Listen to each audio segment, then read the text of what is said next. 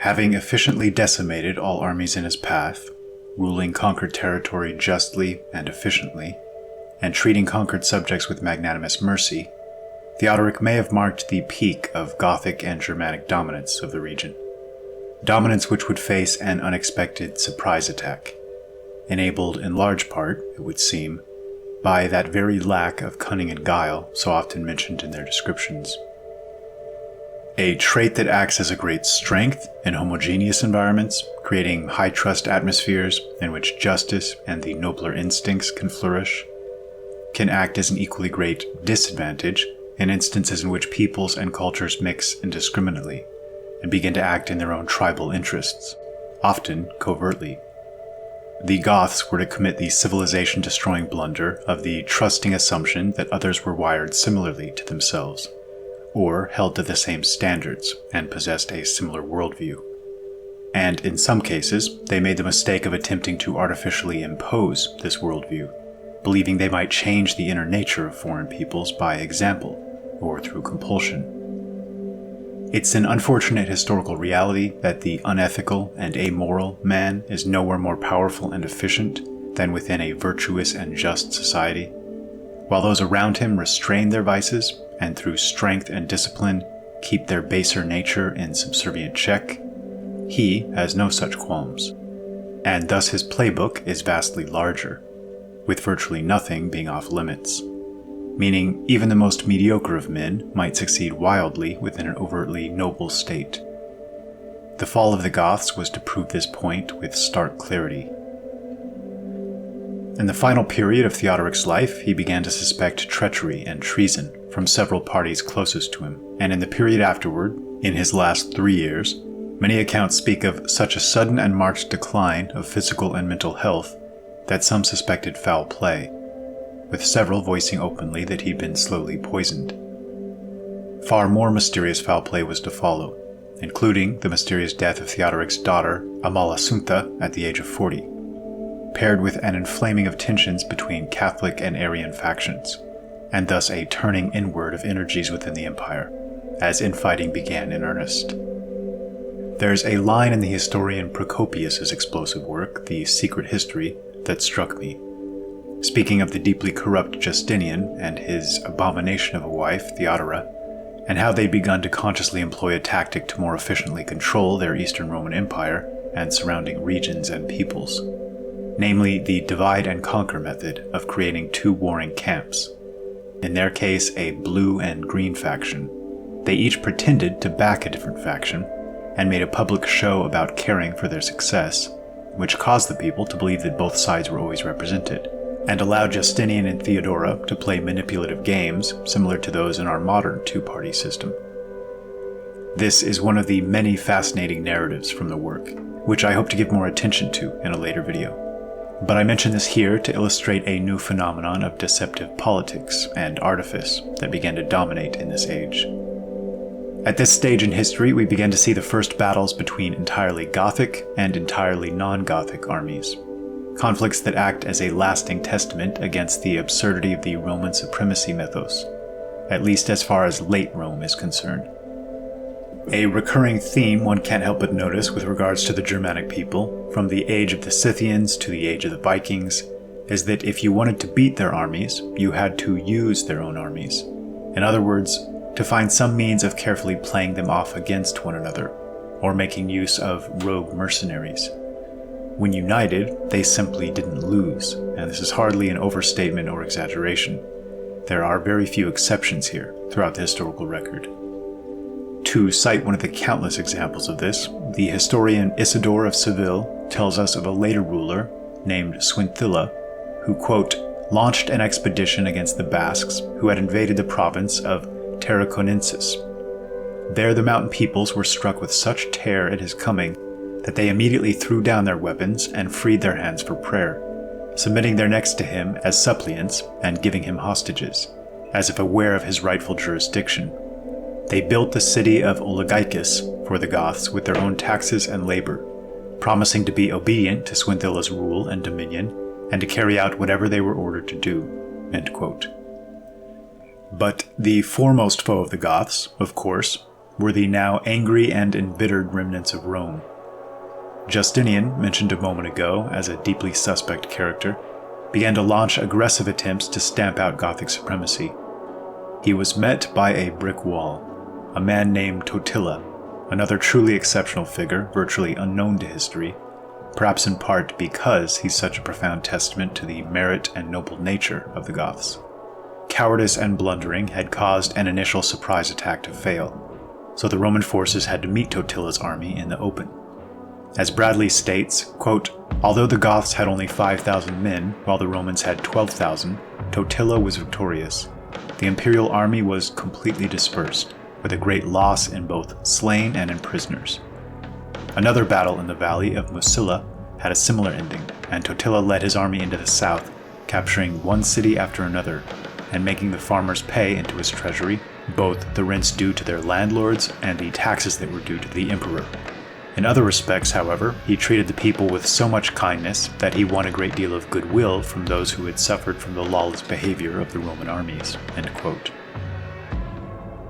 Justinian then sent a considerable land and sea fleet, certain this would be enough to do the trick. Quote, "But its commanders were no match for the genius of Totila. Their fleet was defeated, and the most important leader of the expedition, Demetrius, was paraded in front of the walls with a halter around his neck, and made to harangue the garrison and its citizens in order to persuade them to surrender.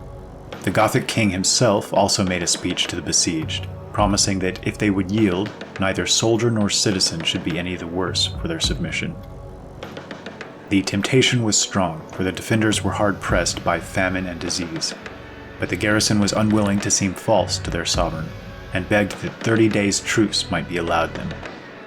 If no help came from the emperor within that time, they promised to surrender. Totila astonished the messengers by his reply. "By all means," he said, "I grant you 3 months' delay if you should choose to take it." And he undertook to make no attempt to storm the city during that time.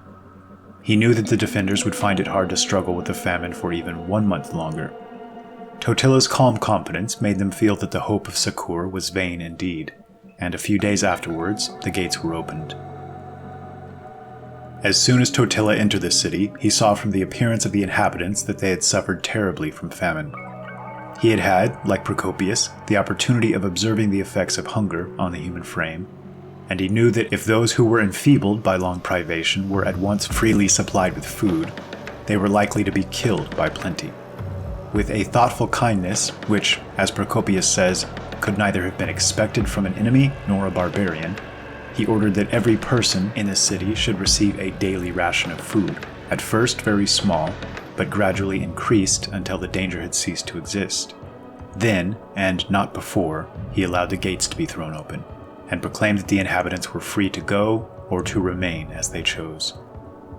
The Roman commander, Cronin, and most of his soldiers were placed on board ships, and informed that they were at liberty to sail to any port they preferred.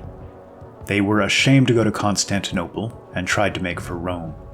The wind, however, was contrary, and they were obliged to remain at Naples. Naturally, they felt very uneasy, for they thought that after Totila had given them one fair chance of escape, he would now consider himself entitled to treat them as prisoners. But the barbarians' generosity again surpassed expectation. Sending for Conan, he assured him that he and his companions might consider themselves as among friends, that until it was possible for them to sail, the Gothic markets were open to them, and that he would do everything he could to ensure their comfort. As, however, the wind continued unfavorable, Totila at length recommended them to make the journey by land, and actually provided them with beasts of burden, money for traveling expenses, and a Gothic escort. He did all this, though he knew that Conan and his men were going to increase the garrison of the city which it was his intention shortly to lay siege. Certainly he had given his kingly word that the soldiers should be allowed to march away whither they pleased. But it is seldom that any conqueror has observed a capitulation in this splendid fashion, either before or since.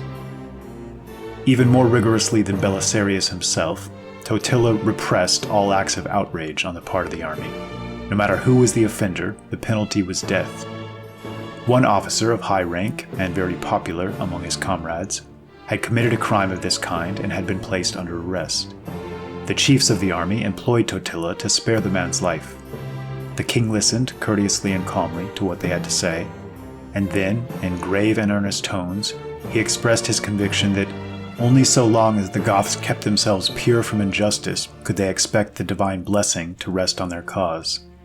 He reminded them how brilliant had been the fortunes of the nation under the righteous rule of Theodoric, how, under Theodahad and his successors, the Goths, forsaking the policy of justice and humanity to which they owed their greatness, had brought themselves to the lowest point of humiliation, and how, since they had begun acting in a nobler spirit once again, their prosperity had returned. Would they, he asked, with this experience before them, insist on making the nation an accomplice in this man's guilt? The Gothic chiefs were unable to resist this reasoning, and the criminal underwent his doom. While Totila was behaving in this manner, the Roman generals and their soldiers were plundering the property of those who were subject to their sway, and indulging without restraint in every kind of insolence and excess. We are quoting Procopius, who points out with indignant eloquence the contrast between the, quote, civilized Romans and their, quote, barbarian foe. In Rome itself, the citizens were bitterly regretting their change of masters. Totila knew of the existence of this feeling and resolved to work upon it. First, he sent a letter to the Senate, charging them, if they repented of the crime and folly of their treason against the Goths, to earn their pardon by a voluntary surrender of the city. It is strange that the imperialist commander should have allowed such a letter to be delivered at all. However, he would not permit the Senate to return any answer. A few days passed, and one morning it was found that placards, signed with Totila's name, had been nailed up during the night at all the most frequented parts of the city. They announced that the Goths would shortly march to capture Rome, and contained a solemn declaration that no harm should be done to the citizens. The officers of the imperial army tried in vain to find out who had put up these placards, but it was suspected that it must have been done by the Arian clergy, who were therefore banished from the city. Soon afterwards, the Emperor Justinian received a letter, signed by all his generals in Italy, expressing their opinion that the imperial cause in that country was hopeless, and that the attempt to oppose the victorious progress of the Goths had better be abandoned. End quote. In coming battles, great numbers would desert to Totila, and an incredible series of total victories would follow, with yet another siege of Rome, more starvation due to Roman stubbornness in accepting Totila's terms, until on December 17th, 546 AD, the Goths once again marched through the gates, this time to the site of the imperial army scattering in every direction. One of the first actions of the conquering Goths was to repair the Church of St. Peter, and slowly nurse the starving citizenry back to health. Quote, on the following day, Totila harangued his soldiers on his favorite theme, the importance of justice and mercy, as their only hope of obtaining the blessing of God on their cause. Soon afterwards, he sent Pelagius to Constantinople with other envoys to ask Justinian to agree to terms of peace. Justinian declined to answer, stating the decision of peace or war was in the hands of the general Belisarius, by far Rome's greatest general at this stage, and despite the recent crushing defeats to Totila, their last, best, and only hope. Quote, but we do not find that Totila attempted to open negotiations with Belisarius. Probably he knew too well the iron resolution of his great antagonist to entertain any hope of success. End quote. Justinian's stubbornness both exasperated and angered Totila, finally pushing past his red line. Quote, he determined to take his revenge on Rome, to burn down its magnificent buildings, and to, quote, turn the city into a sheep pasture. Perhaps he really would have disgraced his glorious career by this barbarous deed. But when Belisarius heard of this intention, he sent a letter to the Gothic king, asking him this pointed question: do you choose to appear in history branded as the destroyer of the noblest city in the world, or honored as its preserver? The messengers who bore the letter reported that Totila read it over many times, as if he was learning it by heart. After deep consideration, he returned to Belisarius the assurance that Rome should be spared. The incident is honorable alike to each of the two men. Now that the long siege was over, Totila was able to turn his attention to other parts of his kingdom, which had been suffering the ravages of the imperial armies. He came to the strange resolve of abandoning Rome altogether, destroying a large part of the walls so that it could no longer be available to the enemy as a fortress. He caused the senators to accompany him on his march, and sent the scanty remnants of the citizens, with their wives and children, away to Campania. Many strange things have happened in the history of Rome, but surely one of the strangest of all is that this vast city, with all its noble buildings still uninjured, could have remained for many weeks without any inhabitants." End quote. Amusingly, Belisarius was to slip right back into Rome and hastily rebuild its defenses. The Goths would be back to take it yet again shortly after.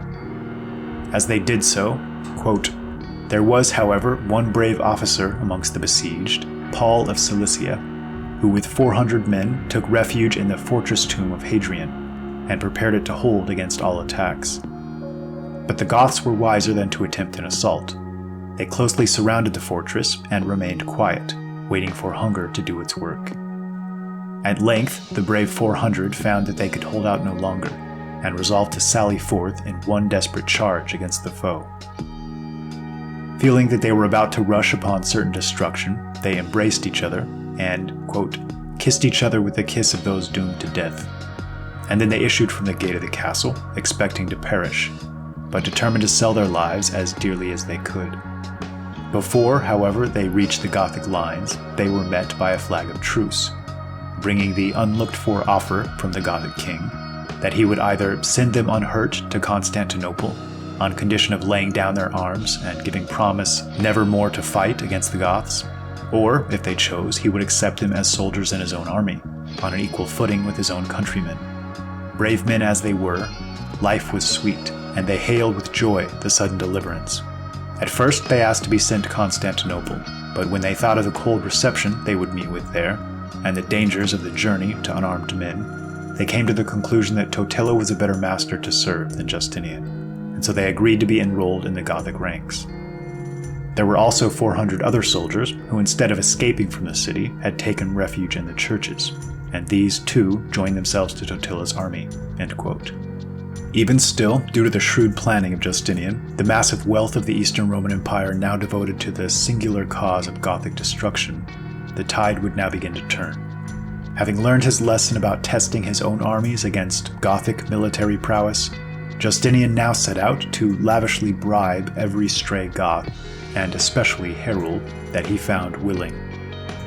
Now at Ravenna, Totila found himself staring down a vast army containing many mercenaries of his own kin, with the finest weaponry and armor money could buy.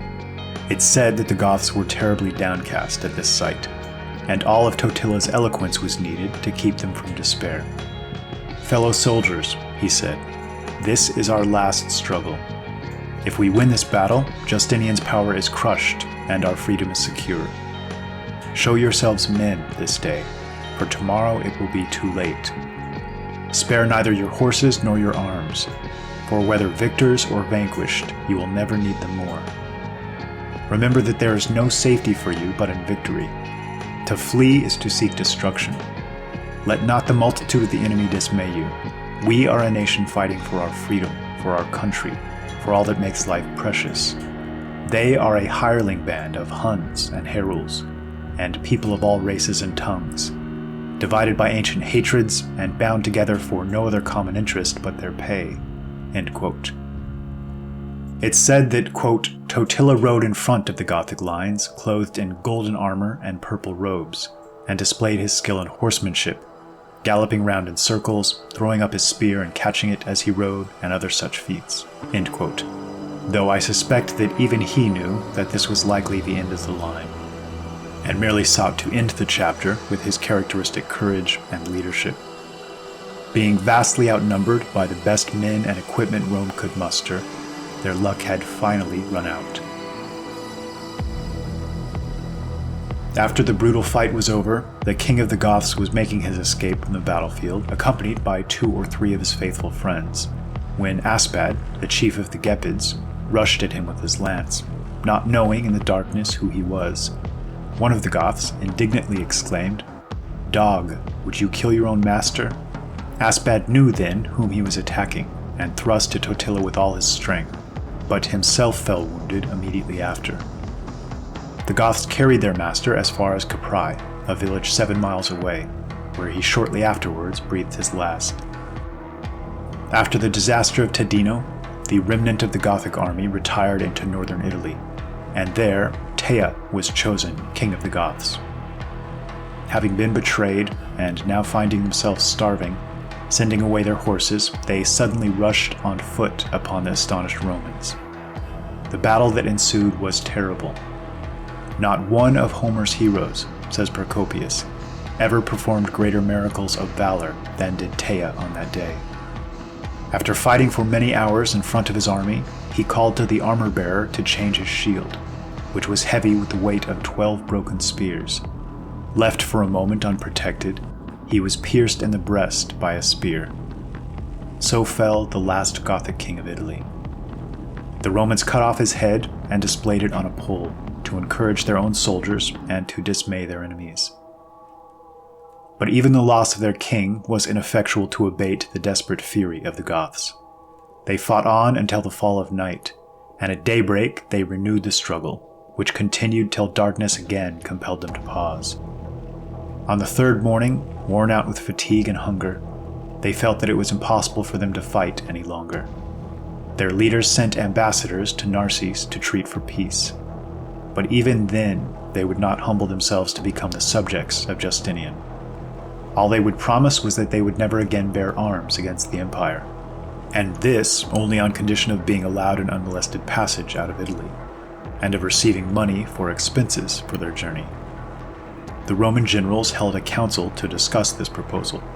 They had had such terrible experience of the desperate valor of the Goths that they decided to accept the conditions.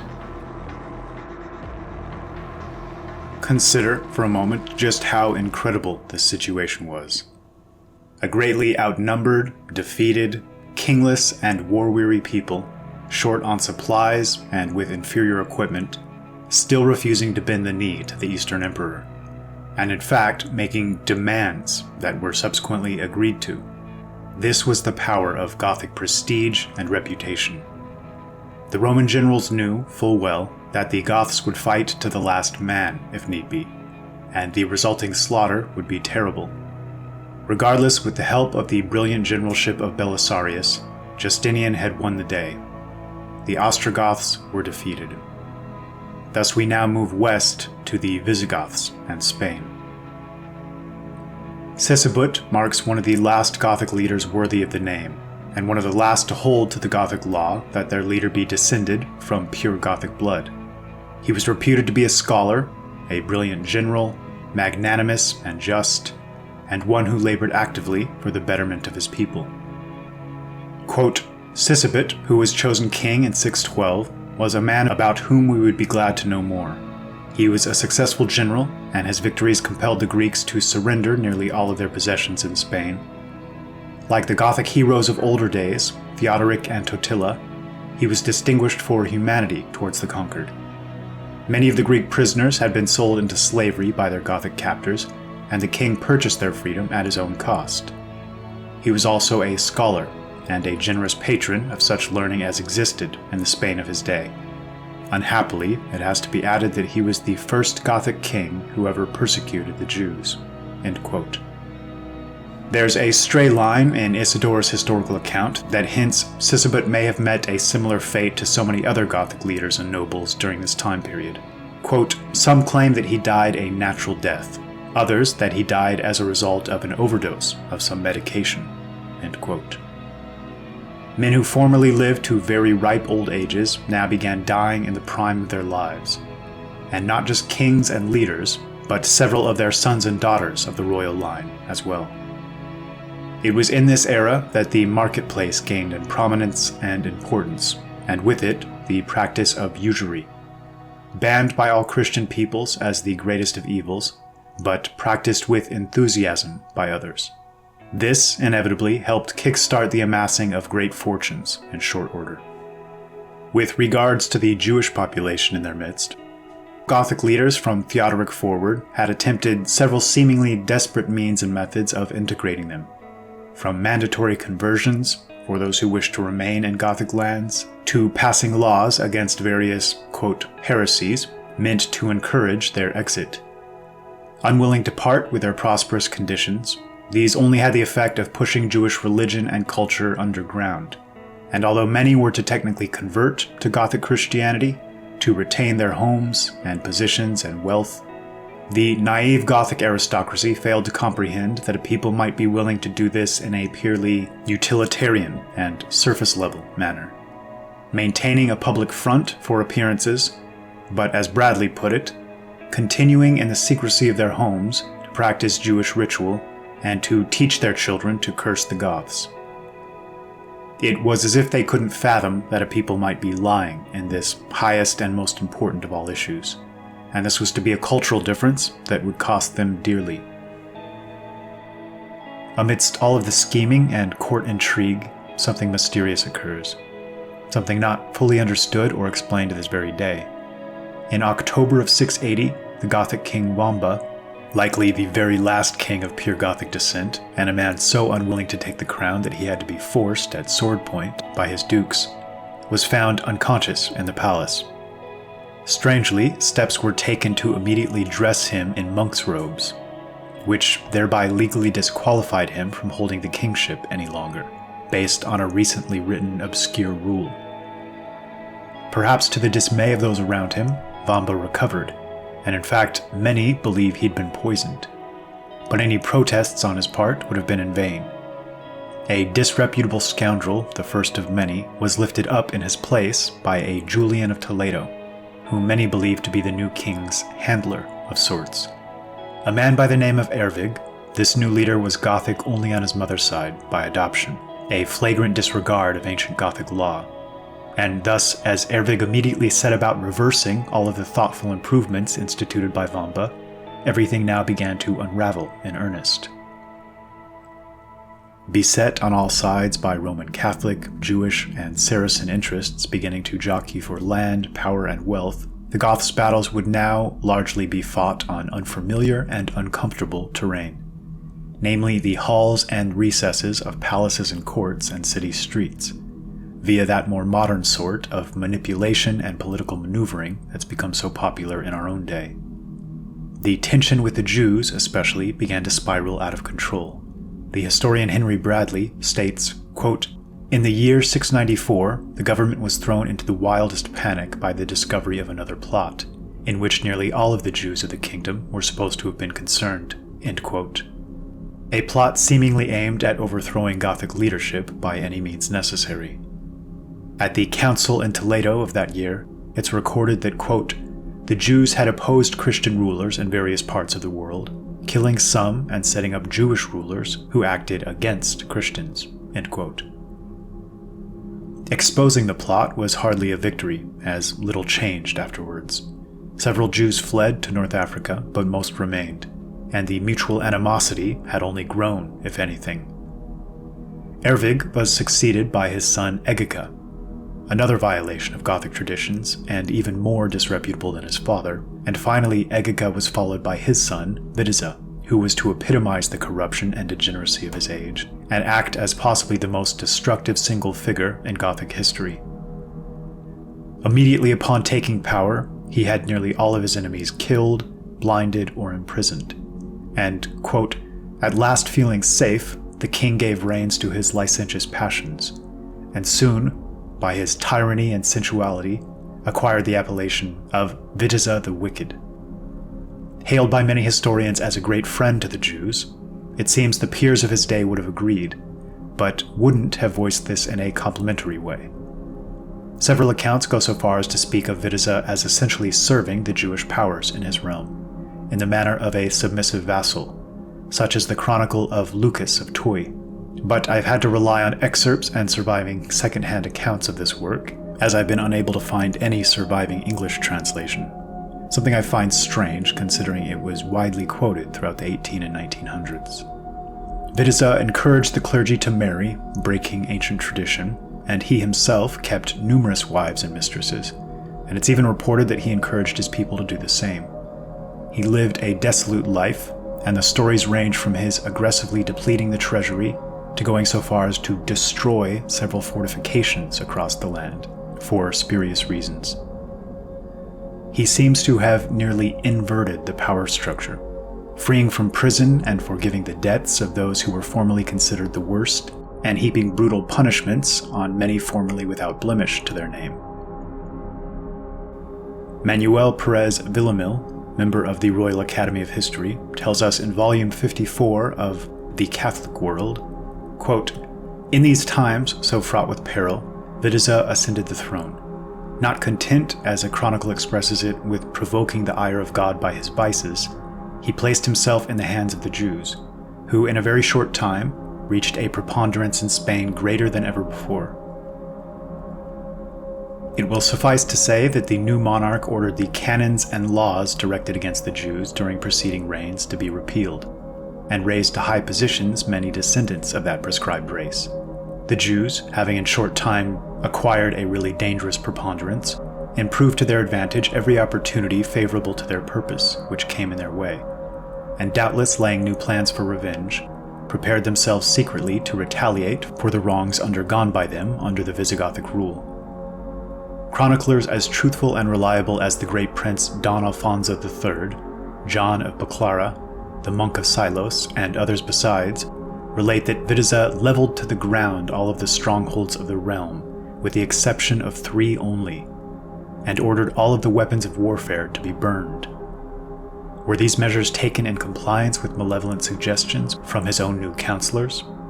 Everything seems to indicate this." End quote. Though I'm not sure I agree with their framing, Wikipedia attempts to paint him as an oblivious bumbler.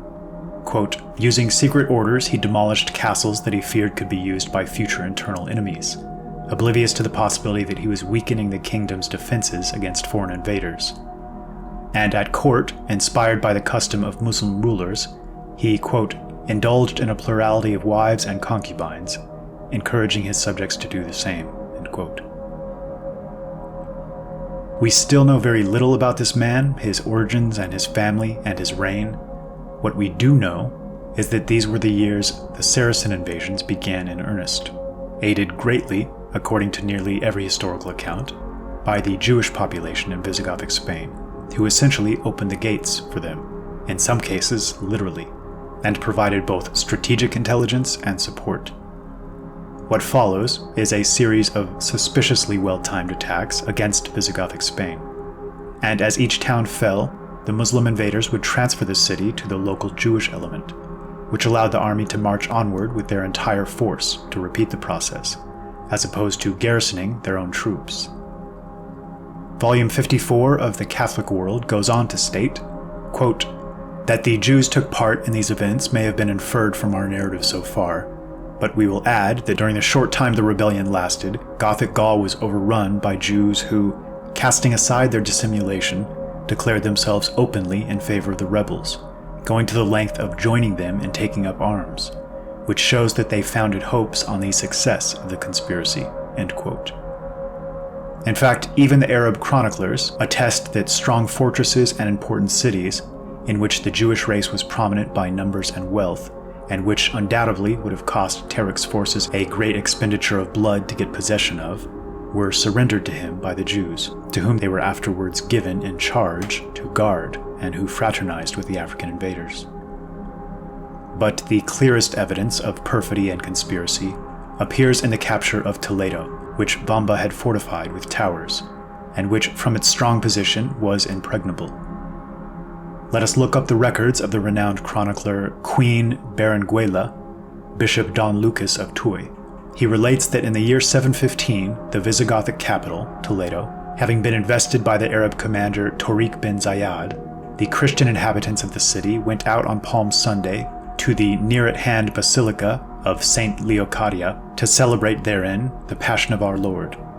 The Jews, taking advantage of their absence, delivered over the seat of government of Leovigildo and Ricaredo to the besiegers, the Christians having been massacred partly in the plain and partly in the basilica itself. All the historians of Toledo, inclusive of the venerable Archbishop Don Rodrigo Jimenez de Rada, in his Latin and Spanish chronicles, agree in this statement of facts. In view of these facts, writes Amador de los Rios, there can be no doubt that there existed between these two peoples, the Arab and the Jewish, a certain kind of combination and concerted action, which seems to proceed from secret sympathies and understandings, if not from former pacts and alliances. We allow ourselves, relying on what the old chroniclers tell, having gone more deeply into the study of this historical question, to affirm that the Jews, and they only, attracted the Arab hosts to Spain." End quote. And in fact, Harold Livermore, in The Twilight of the Goths, seems to indicate that Muhammad himself was essentially seen as Jewish by many in the West at the time, with theologians not knowing what to make of Islam in these earliest stages. Finally, the Jewish Encyclopedia also states, quote, "It remains a fact that the Jews, either directly or through their co-religionists in Africa, encouraged the Mohammedans to conquer Spain, and that they greeted them as their deliverers.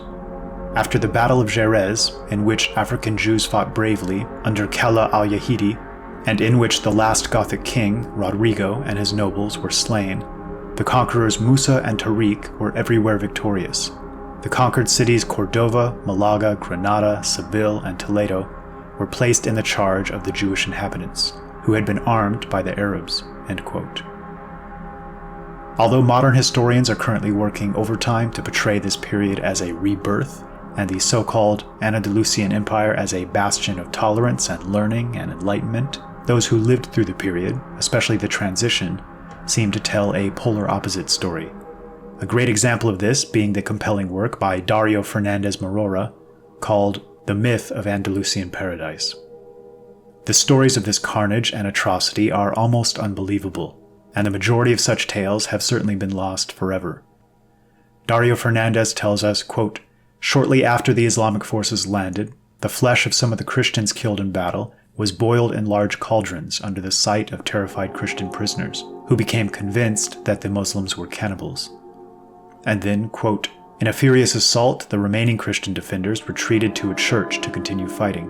According to al-Makari, the Muslims put the building to the torch, and the Christians inside died without surrendering, and those that did surrender were beheaded."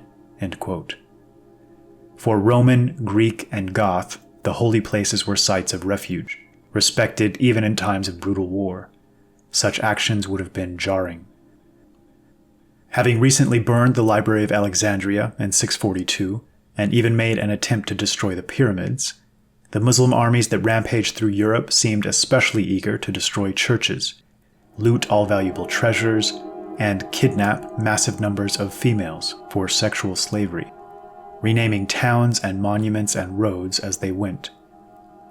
They promptly destroyed a Gothic bridge, one of the finest in all of Europe, and tore down a gigantic bronze statue in Cadiz, thinking it was made of gold.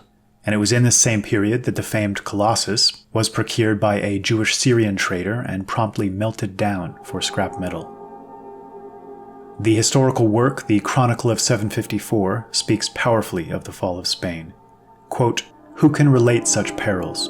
Who can enumerate such grievous disasters? Even if every limb were transformed into a tongue, it would be beyond human capability to express the ruin of Spain and its many and great evils." End quote. The fleeing Visigothic nobles, unable to travel quickly with their immense treasures of accrued generational wealth, lost virtually everything, and had to hastily bury much of the rest. Quote, "We have magnificent Visigothic religious treasures found buried along the routes leading from southern Spain to the north," Dario Fernandez's book tells us. And Arabs were to come across stashes of emeralds and rubies, quote, "in such abundance as no man had seen before, and were stunned." The Jews also saw a swift rise in their economic state, being now able to revitalize and monopolize their trade in silk and slaves, and no doubt receiving their share of the treasures of their former rulers and neighbors.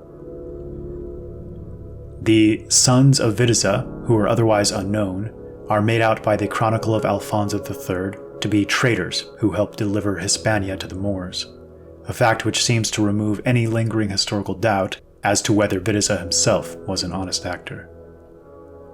The last bastion of Gothic power had been subverted and destroyed. It was as if all the world had conspired against them in a cruel twist of fate, most of the facts of which had gone unspoken to this very day. Being stripped of their defenses and weaponry by their own corrupt ruler, subsequently stripped of scepter, throne, and treasure, and now stripped of their lands. A man named Pelagius, and many nobles, held out in a series of heroic battles in the mountains of the Asturias, a movement that would plant the seeds that would later grow into the famed Reconquista, as Christians fought to regain their homeland. Henry Bradley tells us, quote, "The Christians of the Asturias maintained their independence under a succession of Gothic chiefs, to whom the later kings of Spain were proud to trace their ancestry. In all the uprisings of the Christians against the Moors, and in the last great struggle, which ended in the overthrow of the infidel rule, men with Gothic names appear as leaders and champions. But for the Gothic element in the Spanish people, the chivalry of Castile would never have been, and Spain might even yet have remained under Mohammedan rule. To this day, the noble families of Spain boast, if not always with reason, of the purity of their Gothic blood." End quote.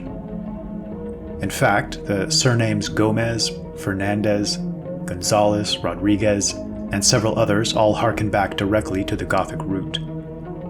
And of course, though their royal lines were fractured and their name and empire destroyed, the Goths themselves lived on, leaving a significant genetic and cultural imprint all throughout the West, including in Italy, France, and Spain. Yet, in another strange twist of fate, a far-flung, isolated, and forgotten remnant of Gothic culture may have remained largely untouched up until very recently. Henry Bradley continues, quote, "For the last traces of the Goths as a separate people, speaking their own language, we must, however, look not to Spain, but far away to the east of Europe. At the end of the 4th century, when the empire of Ermanaric fell under the yoke of the Huns, a small remnant of the Ostrogoths found shelter from the savage invaders in the Crimea, and in this remote corner of Europe they preserved their existence as a nation for more than 1,000 years. Early in the 5th century, they were converted to Catholic Christianity, and their bishops long continued to take part in the general councils of the Church. In the year 1562, a traveler from Belgium named Busbeck met with 2 ambassadors sent by this little nation to Constantinople, and wrote down a long list of words belonging to their language. Of course, many of these words were greatly corrupted, and some of them are not Gothic at all, but borrowed from the languages of surrounding nations. But still, the list makes it quite clear that the language spoken by this Crimean people must originally have been the same with that used by Wulfila in his translation of the Bible. Nearly 200 years later, about 1750, a charitable Jesuit of Vienna, named Mondorf, ransomed a prisoner from the Turkish galleys and learned from him that he came from the Crimea, and that his native language bore some resemblance to German. It is possible that Mondorf was not mistaken, and, strange as it seems to think of it, that the language of Wulfila was actually surviving in some corrupted shape, only a century and a half ago. Mondorf's ransomed captive knew nothing about Christianity, but said that his countrymen worshipped an ancient tree. Until the 18th century, the Crimea was still called Gothia. End quote. Towards the end of the era of Gothic dominance, though besieged on all sides by varied, though likely conspiring, foes, they still displayed a courage and magnanimous nature which remains exceptional throughout history. One of the last Gothic leaders was Sigebet's son, Recared. Isidor tells us of his crushing victory scored against an invading army of Franks, 60,000 strong, and how the Goths pursued the fleeing army back to and then into their own kingdom, calling it one of the greatest Visigothic victories in history. And then tells us this, which I believe well summarizes the ancient Germanic conception of warfare. Quote, "Recared often pitted his strength against the excesses of the Romans and the attacks of the Basques. In these cases, he seemed not so much to be waging wars as to be exercising his people to keep them fit, as one would do in the sport of wrestling." End quote. He goes on to speak of Recared's personal character. Quote, "The provinces which his father conquered in war, Recared preserved in peace, administered with equity, and ruled with moderation. He was kind and mild, of remarkable goodness. He had such a graceful demeanor and so benevolent a heart, that, influencing the minds of everyone, he led even bad men to desire his love. He restored misappropriated wealth, reduced the tribute required by his people, and enriched and elevated many with gifts and honors, and was famous for the innate quality of his virtue." End quote. And it's this same Isidor of Seville I'd like to cite as a historical postscript, before my own subjective postscript. Speaking of the Goths, he tells us, quote, The meaning of their name in our language is tectum, by which is meant strength, and rightly so, for there was never a people on earth that succeeded in exhausting the Roman Empire to such an extent. These were the ones that Alexander himself declared should be avoided, the ones that Pyrrhus feared, the ones that made Caesar shudder. They have been proved to have a common origin with the Scythians. That is why they are not much different in name. With one letter changed and one removed, Getae becomes Scythae. They were inhabitants of the icy peaks of the west, and they lived on the mountain slopes with other peoples. Driven from their territory by the attacks of the Huns, they crossed the Danube and surrendered themselves to the Romans. But when they could no longer tolerate their unjust treatment, they took up arms in their wrath, invaded Thrace, devastated Italy, besieged and captured Rome, entered Gaul, and bursting through the Pyrenees, reached Spain, where they established their homeland and dominion. The Goths are agile by nature and quick to understand. They have a strong sense of duty. Robust in bodily strength and lofty in stature, they are impressive in their carriage and demeanor. Skillful with their hands, they are also impervious to wounds. Just as the poet says about them, the Getae despise death while praising the wound. They waged such great wars and had such a reputation for glorious victory that Rome itself, the conqueror of all peoples, submitted to the yoke of captivity and yielded to the Gothic triumphs. The mistress of all nations served them like a handmaid. All of the peoples of Europe feared them. The barriers of the Alps gave way before them.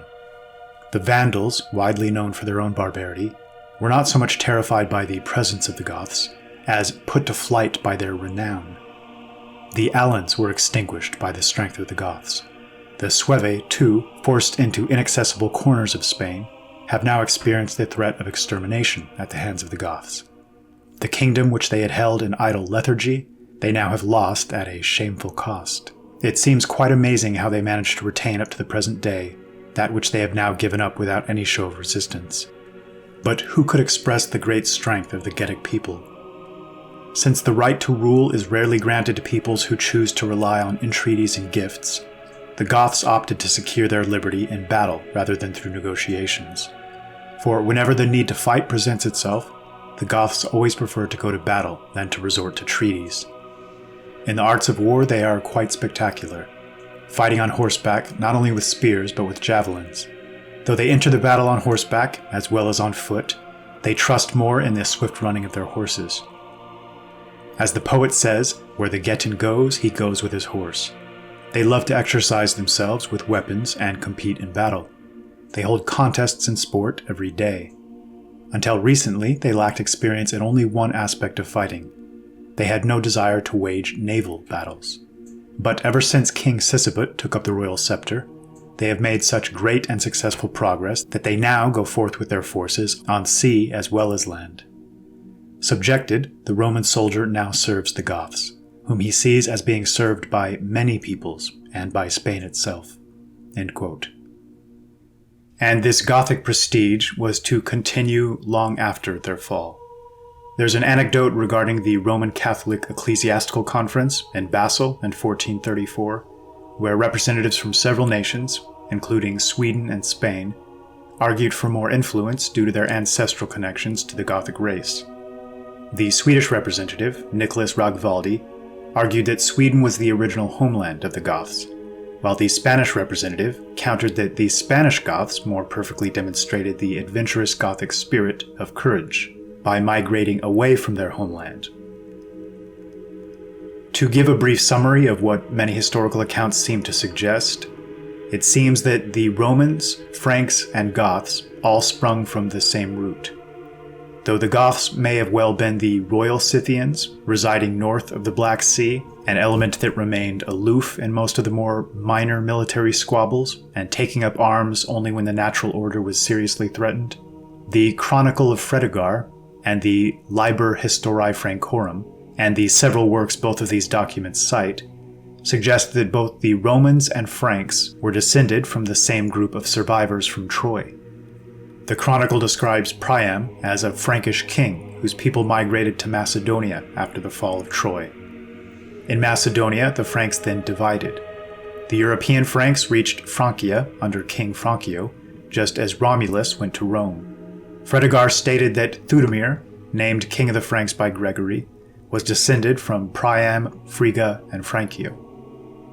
Another work, the Gesta, described how 12,000 Trojans, led by Priam and Antenor, sailed from Troy to the river Don in Russia and on to Pannonia, which is on the river Danube, settling near the Sea of Azov, where they founded a city called Sicambria. This Frankish-Roman connection might well explain how late Rome was able to bribe, threaten, or cajole so many Frankish leaders into turning their energy against the incoming Gothic element. And this is speculative, but it seems as if the Heruli, later to become our Jarls and Earls in Europe, may have been equivalent to aristocratic adventurers and mercenaries, often used as the tip of the spear to clear the way for larger migrations. It's easy to imagine how these may have morphed into the Vikings of later eras. Extremely proficient warriors, keen on finding adventure and battle wherever the opportunity might arise, even, in exceptional occasions, for Rome against their kin. We know they were in high demand in Rome, and in several other nations over a long stretch of time, to be used as the royal bodyguard, or elite military units, and made up the legendary Varangian Guard, which famously caused the general Phocas to fall dead of a stroke in full view of both armies at the mere sight of their approach. It's incredible how little attention this element receives from modern academics. As Dr. Lasquino from the University of Aberdeen puts it, in expressing her surprise at how little is known at this portion of history, quote, "There are written accounts of Viking raids in northern Spain, but archaeologically, absolutely nothing has been done on an academic scale," end quote. A subject academics seem much happier to focus on, and much more keen to paint in a positive light relative to the surviving first-hand accounts, is Justinian. Justinian was described after his death by many who knew him best in an extremely negative light. Cruel, duplicitous, unjust, fickle, and Procopius goes so far as to label him outright satanic in nature. He raised taxes to unbearable levels and seemed to care little, if at all, for the suffering of his people, as he indulged in vast building projects they neither wanted nor had the money or manpower to justify. It's said he was irresistibly attracted to every form of newness and novelty, which calls to mind modern political and ideological forces that use progress as a cover for the destruction of everything traditional and time-tested. Nowhere is the contrast between degenerating Rome and the Goths more on display than in the difference in the character between this man and Theodoric, who once stated, quote, "Reverently to preserve the old is even better than building afresh." The Gothic leaders seemed to recognize some internal element that made Rome great, and sought earnestly to preserve this. Justinian, assuming he cared at all, seems to have believed that Rome was great due to her external trappings, building projects, and public displays. One of the great strengths of the Gothic tradition was their calm, settled, and set-in-stone manner of doing things, not subject to temporary cultural whims. Even as they picked up and moved west in their vast wagon trains, reminiscent of the later spread westward by pioneers throughout North America, they all the while preserved themselves as a very distinct and unchanging nation. It's my belief that the Goths, whether consciously or unconsciously, recognized something of immense importance. A nation, at its best, is essentially an extension of the family unit. They weren't to be built around a marketplace, or have their worth or health measured by ridiculous economic metrics. Nor was it the buildings, roads, and aqueducts, or even the arts or various aspects of culture that acted as the foundation. The core of any lasting nation was to be something within, not without, and something infinitely more valuable. The Gothic and Germanic conception of justice, of nobility, of dignity and worth, and a conception of life that had meaning and substance.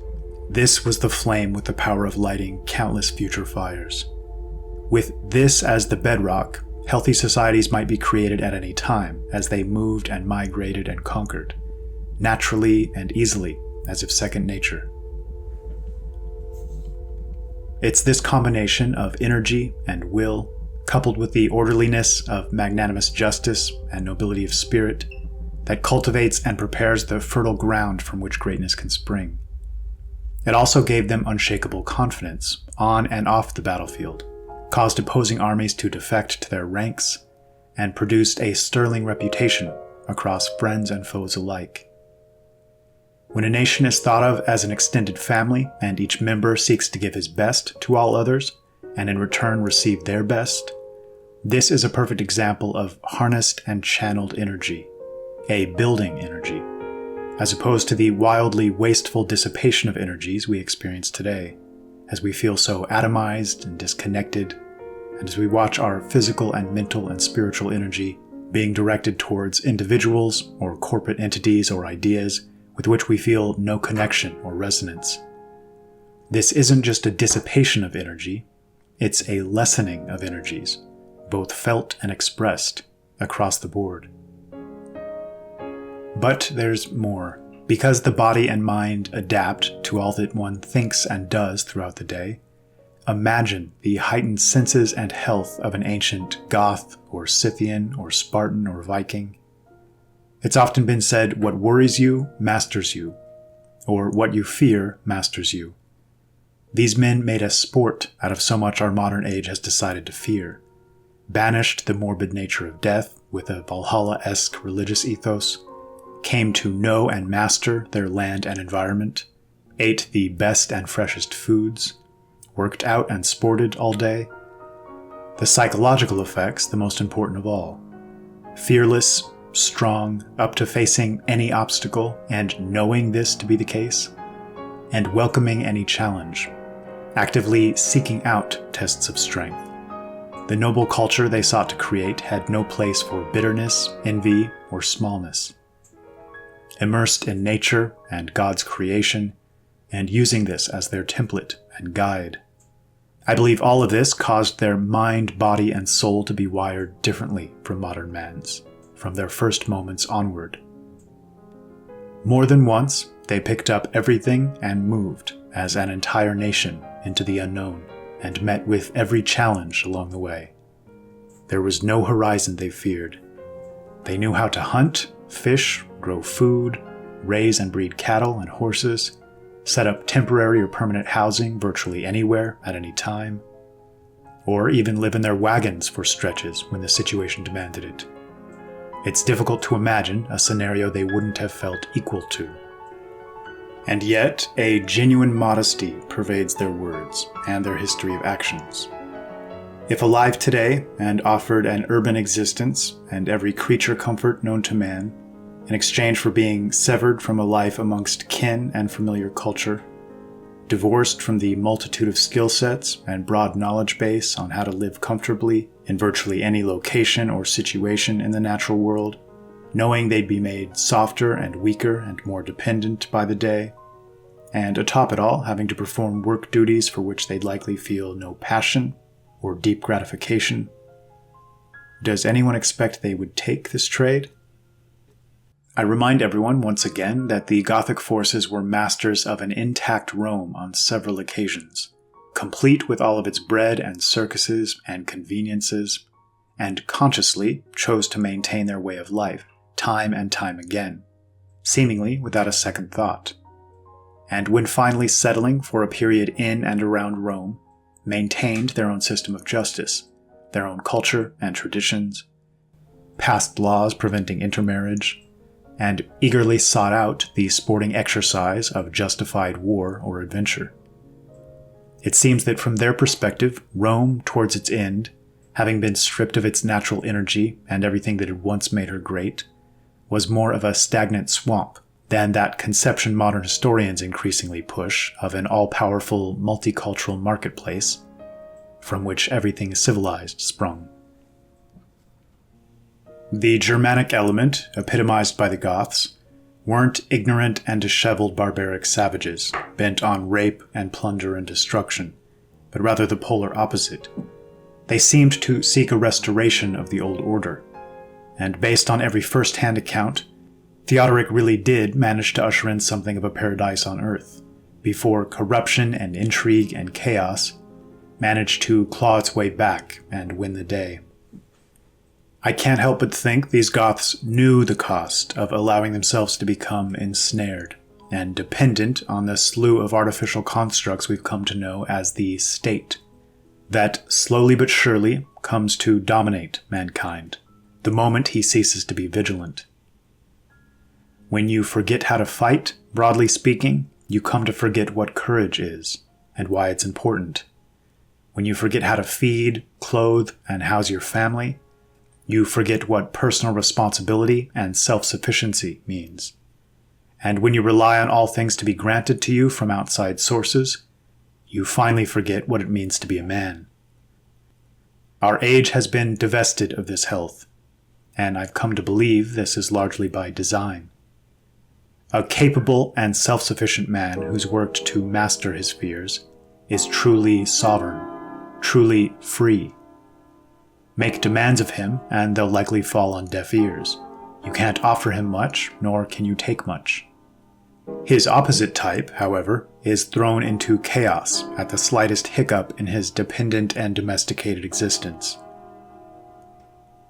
I've been accused once or twice of glorifying the past, and to this I'd respond that yes, that's precisely what I'm doing. According to the most real and meaningful metrics, I can't help but believe we've taken 2 steps backwards to every 1 step forward, in countless ways. I'm reminded of the J.G. Farrell quote, "We look on past ages with condescension as a mere preparation for us. But what if we are a mere afterglow of them?" End quote. And this might well be paired with the maxim, "An age in which nothing is worth dying for is an age in which nothing is worth living for." Existence is being stripped of depth and meaning, and a tawdry cheapness and pettiness is everywhere offered up in its place. In place of beautiful and ornate architecture, we now build clunky, modernist monstrosities. Instead of goods made by local master craftsmen, each unique and brimming with character and life, we have cheaply made plastic toys from China. The romantic courtship process largely replaced with pornography and Tinder. The governance of leaders that care for their people replaced with the worst form of mob rule, in which an indoctrinated public can be driven to enthusiastically support their own demise because a corrupt press is their only informational source, and our sense of community utterly destroyed and replaced with the most toxic and unhealthy virtual environments, in which only the most arrogant and ignorant and shameless voices are magnified. In 1941, as the Nazis occupied France, after 1,200 long years, the Visigothic treasure was finally restored by Heinrich Himmler to General Franco in Spain, and to this day it remains in the Archaeological Museum and the Royal Palace in Madrid, all except the famed Squintilla crown, which had been stolen in 1921, and the whereabouts of which remain a mystery. And there's been another deeply intriguing recent development, which I think so well illustrates the broader storyline of this entire series, that I'd like to close our focus on the Goths with its mention. Justinian and Theodora, with their divide and conquer political games, their conspiracies and corruption, their secret underground dungeons in which they covertly disposed of their foes, not only sought to blot out the royal line of the Goths and remove them from power by any means necessary, but just as eagerly sought to erase them from history, a pattern we seem to see carried on up to the present day. But, as if by divine providence, despite their best efforts, some traces still remain. But the biggest secret of these early Dark Ages lies with a people who didn't destroy a city and who weren't nomadic warriors. A people who conquered and then settled. They lived just like the Romans and left behind a glorious legacy, one which remained deliberately hidden for nearly 1,500 years. Here in Ravenna, the Goths took over the last capital of the Western Roman Empire. For 33 years under their king, Theodoric, it was the equal of any Roman capital. Theodoric renovated and reformed its institutions, improved and enhanced its splendor, and in a few short years created one of the wonders of the age.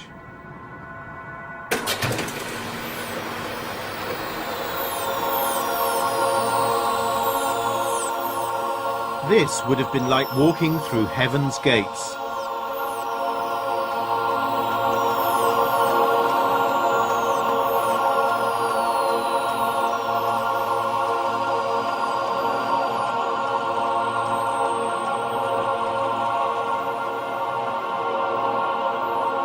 If this had been an age of darkness, then here, without doubt, was a cathedral of light. This is Sant'Apollinare Nuovo, built by Theodoric nearly 1500 years ago, one of the brightest jewels of the Dark Ages.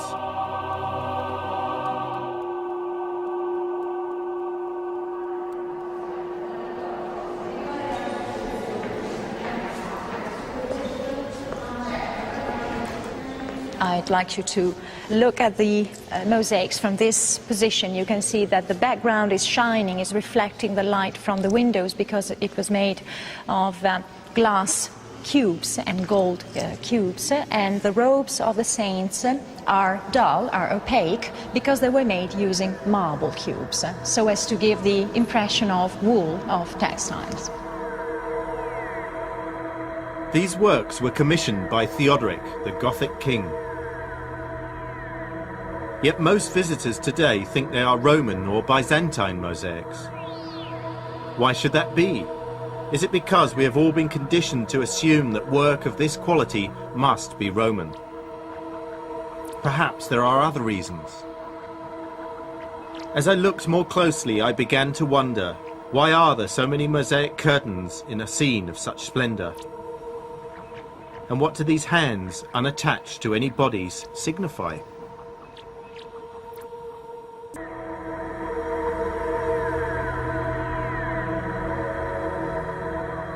In Sant'Apollinare, I wanted to see whether the mystery of the curtains was any clearer. I realize now that they reflect so much work that they must have had a very deliberate purpose. What were they supposed to represent? This part of the mosaic that shows you the royal palace, all this mosaic was made and commissioned by Theodoric. This mosaic has been changed, altered. We could say that it has been vandalized by the Byzantines because some images have been destroyed. Those images that had portrayed Theodoric, members of his court, members of his clergy, and that stood between the columns, now they have been replaced with curtains. But you can still see the hands here. There is one hand here, another one here, another one here, and another hand here, and another hand here. And you can still see the halos here of the heads that have disappeared. All these elements tell us that previous images have been destroyed. It was an act of censorship, we could say. Echoes from the past, reminders of what once was, and perhaps hints of a more exceptional state of being that might one day be revived. To a Justinian, the modern world may appear as the crowning glory of the human journey. To a Theodoric, a man who prized quality over quantity, who moved slowly but surely, who knew the importance of reverence for everything of immense value at our root, it may seem as if we've lost the plot and are in danger of losing everything. Speaking personally, I very much agree with this. The type of justice and order and nobility so well represented by the best of the Gothic element marked a high point in our history, to such an extent that a true understanding might just help provide us a roadmap to those very same peaks. Ideally, not to settle and rest on our laurels, but to strive ever higher. not from a petty pride or any desire for ego gratification, but from a natural, intuitive inclination, and for a purpose higher than ourselves.